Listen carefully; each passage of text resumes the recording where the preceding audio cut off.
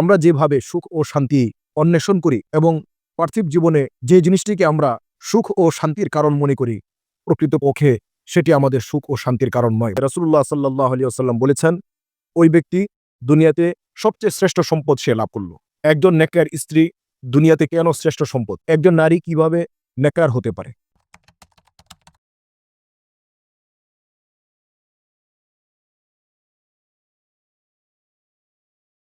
নাহমাদুহু ওয়া নুসাল্লি আলা রাসূলিহিল কারীম, আম্মা বা'দ। সুপ্রিয় দর্শক শ্রোতা, আমরা দুনিয়ার জীবনে আমাদের শান্তি ও সুখের জন্যে আমরা কত কিছুই দুনিয়াতে অন্বেষণ করি। মানুষ সম্পদ খুঁজে, নেতৃত্ব চায়, সমাজের কর্তৃত্ব চায়, আরও কত কি করতে চায়।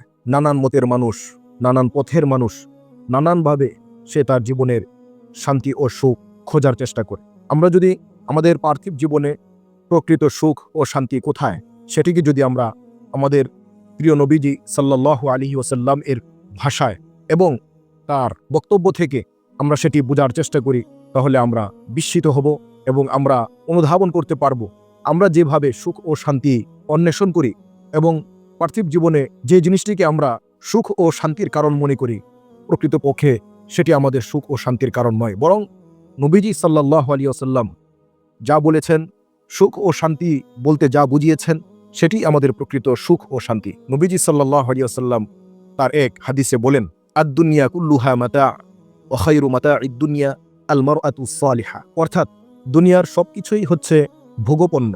অর্থাৎ দুনিয়াতে আমরা যা কিছুই দেখি, আমাদের চারপাশে যা কিছু আছে, সবকিছুই মানুষের বিলাসিতা, মানুষের ভোগবস্তু এবং মানুষের সেগুলো ব্যবহৃত বস্তু। কিন্তু মানুষ যে সকল জিনিস ব্যবহার করে, মানুষ যেসব জিনিসকে তার নিজের জীবনের অবিচ্ছেদ্য অংশ মনে করে থাকে, সেগুলোর মধ্যে হতে সবচেয়ে উত্তম এবং সবচেয়ে শ্রেষ্ঠ জিনিস হচ্ছে একজন নেককার স্ত্রী, আল মারআতুস সালিহা। অর্থাৎ একজন পুরুষ যদি তার জীবনে একজন নেককার স্ত্রী পায়, একজন নেককার সঙ্গিনী পায়, তাহলে রাসূলুল্লাহ সাল্লাল্লাহু আলাইহি ওয়াসাল্লাম বলেছেন, ওই ব্যক্তি দুনিয়াতে সবচেয়ে শ্রেষ্ঠ সম্পদ সে লাভ করল। প্রিয় দর্শক শ্রোতা, একজন নেককার স্ত্রী দুনিয়াতে কেন শ্রেষ্ঠ সম্পদ? আসুন আমরা সেই বিষয়টি একটু বোঝার চেষ্টা করি। একজন নেককার নারী যদি কোনো সংসারে থাকে, একজন পুরুষের জীবনে থাকে, তাহলে সেই নেককার স্ত্রী প্রথমত সে আল্লাহ তাআলার ইবাদত বন্দিগুলো সে সঠিকভাবে আদায় করে।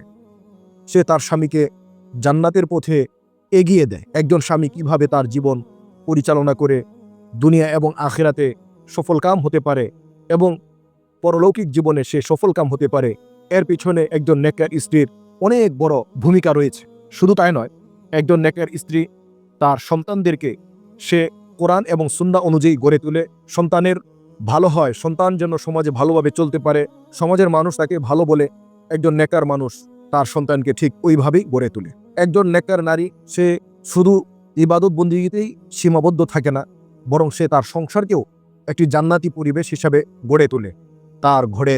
তার ঘরের চারপাশ সব কিছুকেই সে জান্নাতি পরিবেশে তার সংসারকে সাজিয়ে তোলে।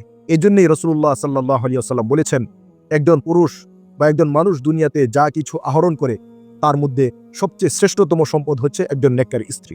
এক হাদিসে রাসূলুল্লাহ সাল্লাল্লাহু আলাইহি ওয়াসাল্লাম বলেন, যদি কোনো স্বামী তার স্ত্রীর দিকে তাকায় এবং তার স্ত্রী তাকে আনন্দিত করে, অর্থাৎ সেই স্ত্রীর দিকে তাকালে পুরুষের মনে আনন্দ জাগে এবং স্বামী তাকে আদেশ করলে সে স্বামীর আদেশ মান্য করে, স্বামীর অনুপস্থিতিতে স্বামীর সম্পদ এবং স্ত্রী তার নিজের সতীত্বকে হেফাজত করে, তাহলে রাসূলুল্লাহ সাল্লাল্লাহু আলাইহি ওয়াসাল্লাম বলেছেন, ওই নারী জান্নাতে যাবে।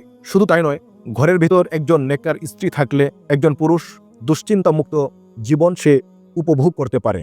সে তার নিত্যদিনের কাজ কারবার সে সুন্দরভাবে সে আঞ্জাম দিতে পারে। প্রিয় দর্শক শ্রোতা, এবার আমরা বোঝার চেষ্টা করব একজন নারী কিভাবে নেককার হতে পারে। একজন নারীকে নেককার হতে হলে অবশ্যই তাকে সর্বপ্রথম আল্লাহর ইবাদতগুলো তাকে সঠিকভাবে আদায় করতে হবে। তার জীবনের ভেতর থাকতে হবে ইখলাস, ধৈর্য, সচ্চরিত্র, পরিবারের জন্য নিজেকে নিবেদন করা, সর্বোপরি দিনের সঠিক বোঝ এবং উপলব্ধি তার ভিতর থাকা।